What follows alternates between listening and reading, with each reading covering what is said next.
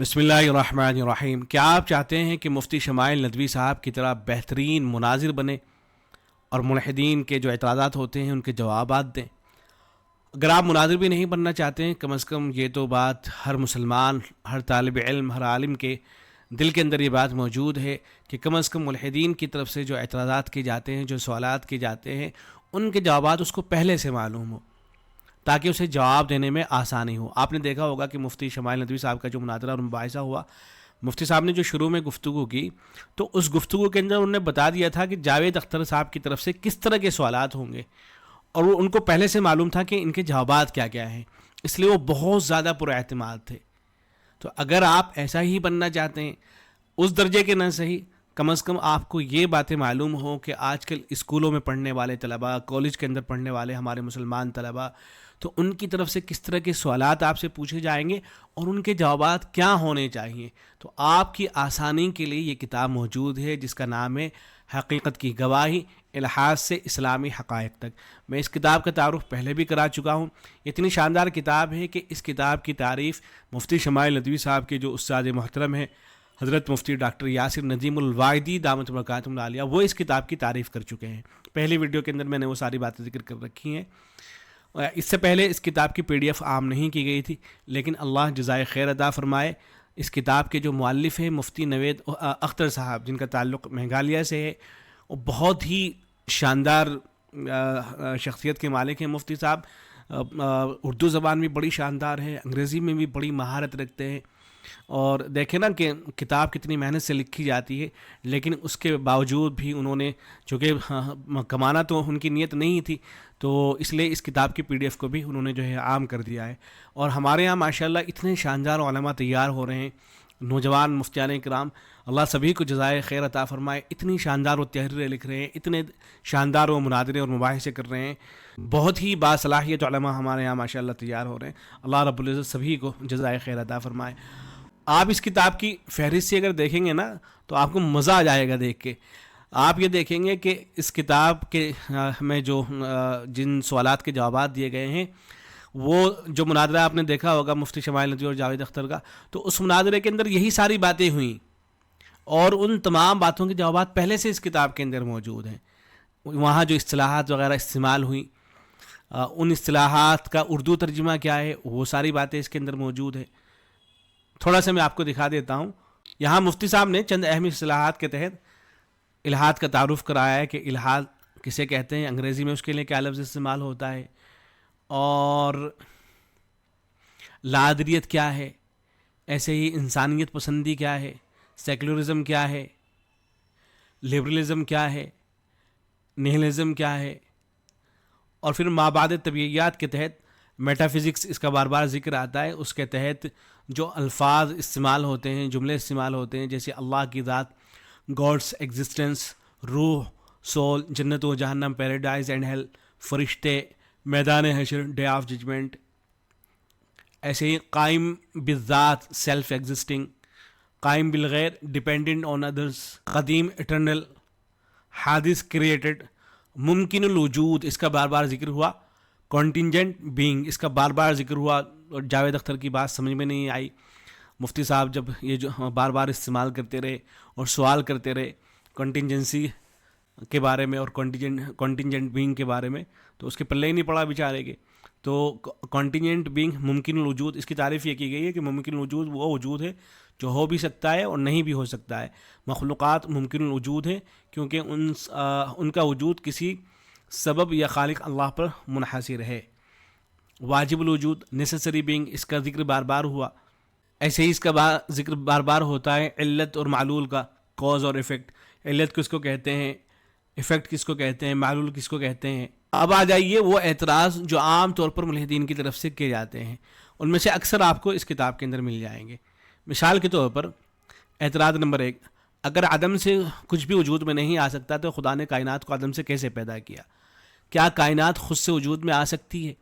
یہ ساری بحثیں اس مناظرے کے دوران تو نہیں آ سکی ہیں، مناظرے کے دوران تو کچھ ہی باتیں آئی ہیں، لیکن یہ تمام باتیں جو ملحدین ہوتے ہیں جب آپ ان سے گفتگو کریں گے تو یہ تمام باتیں آپ کے سامنے آئیں گی۔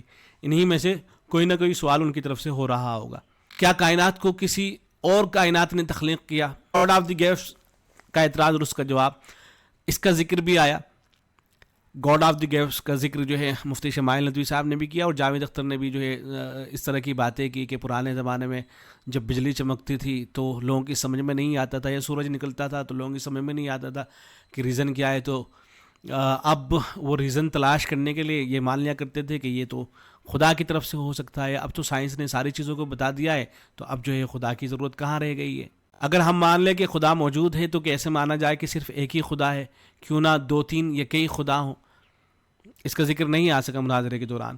اگر خدا موجود ہے اور وہ مہربان اور رحم کرنے والا ہے تو دنیا میں اتنی برائیاں، مصیبتیں اور دکھ کیوں ہیں؟ یہ گفتگو ہوئی. اور اس وقت جتنے بھی ملحدین ہیں، آپ سوشل میڈیا پر دیکھیں گے جا کر کے، تو جتنے بھی ملحدین ہیں جو سب سے زیادہ شدت کے ساتھ جس بات کو اٹھا رہے ہیں وہ یہی بات ہے کہ بھئی اگر خدا ہے تو دنیا کے اندر اتنی برائیاں کیوں ہیں؟ یا یہ والی بات اٹھائی جا رہی ہے کہ اگر خدا اچھا ہے تو وہ برائی کیوں پیدا کرتا ہے؟ کیا برائی کا خالق خود بھی برا نہیں ہے؟ اس کا جواب مفتی شمائل ندوی صاحب نے بہت شاندار دیا. تو یہ بار بار ابھی بھی بار بار ان کی طرف سے اٹھایا جا رہا ہے.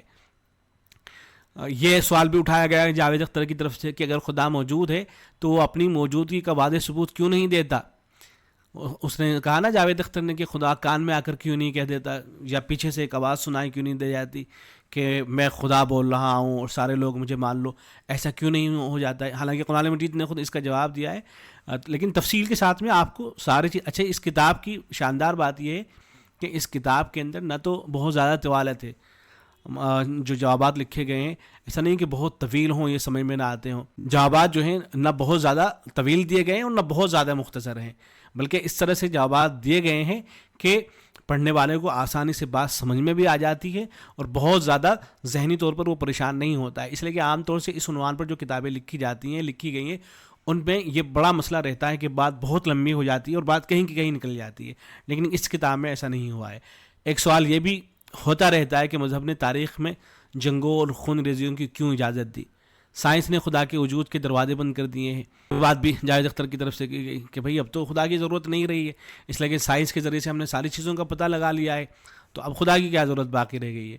مذاہب کو سوسائٹی میں نظم قائم کرنے کے لیے گھڑ لیا گیا. یہ بات بھی بار بار ملحدین کی طرف سے کہی جاتی ہے کہ بھئی پرانے زمانے میں لوگ چونکہ آپس میں لڑتے رہتے تھے، جھگڑتے رہتے تھے، اب ان جھگڑوں کو ختم کرنے کے لیے تصور پیش کیا گیا کہ خدا ہے، اگر لڑو گے جھگڑو گے آپس میں تو پھر سزا ملے گی تمہیں، تو تاکہ سوسائٹی کے اندر نظم قائم رہ سکے، تو اس لیے خدا کا تصور وجود میں آیا تھا. اس کا جواب بھی دیا گیا. یہ اعتراض بھی کیا جاتا ہے کہ اگر دنیا آزمائش ہے تو یہ کہاں کا انصاف ہے کہ مسلمانوں کے لیے آزمائش کم ہو کیونکہ وہ مسلم گھرانے میں پیدا ہوئے، جبکہ غیر مسلم بیچارے غیر مسلم گھرانے میں پیدا ہوئے. اب اگر وہ اس امتحان میں ناکام ہو جاتے ہیں تو ان کی غلطی کیوں ہے؟ یہ سوال آپ سے ضرور ہوگا اگر آپ کسی سے اس عنوان پر گفتگو کر رہے ہیں. یہ اعتراض بھی ہوا تھا، جاوید اختر کی طرف سے سوال بھی کیا گیا تھا کہ جب خدا نے وقت اور مکان کو پیدا کیا ہے، ٹائم اور اسپیس کو، تو وقت اور امکان سے پہلے خدا کہاں تھا؟ یہ سوال بھی ہوا اور اس کا جواب بھی مفتی صاحب نے شاندار جواب دیا. تو یہ ساری باتیں آپ کو اس کتاب میں مل جائیں گی. اسلام دوسروں کو کافر جیسے توہین آمیز لفظ سے پکارتا ہے تو ایسے مذہب کو کیوں مانا جائے؟ یہ بات وہاں نہیں آئی، لیکن اس طرح کی چیزیں آتی ہیں. اللہ کو کسی کی عبادت کی ضرورت کیوں ہے؟ اللہ کی عبادت صرف انسانوں سے کیوں؟ اگر انسان کو نیک اور بد میں اختیار دینا تھا تو اللہ نے فرشتوں کو کیوں پیدا نہیں کیا؟ کیوں ایک درمیانی مخلوق بنا کر؟ کیا یہ ظلم نہیں؟ اگر اللہ نے سب کو ایک جیسا پیدا کیا ہوتا تو سب کو ایک جیسا ذہن دیا ہوتا، سب کو برابر کے مواقع دیے ہوتے تو امتحان واقعی عادلانہ ہوتا. لیکن کوئی ذہن پیدا ہوتا ہے، کوئی نادان، کوئی امیر، کوئی غریب، تو پھر یہ انصاف کیسے ہے؟ اس طرح کی باتیں بھی ملحدین کی طرف سے کی جاتی ہیں. اگر اللہ کو پہلے سے معلوم ہے کہ کون جنت میں جائے گا اور کون جہنم میں، تو پھر امتحان کا کیا فائدہ؟ کیا صرف ایک رسمی کارروائی نہیں ہے؟ یہ سوال بھی ضرور ہوگا آپ سے.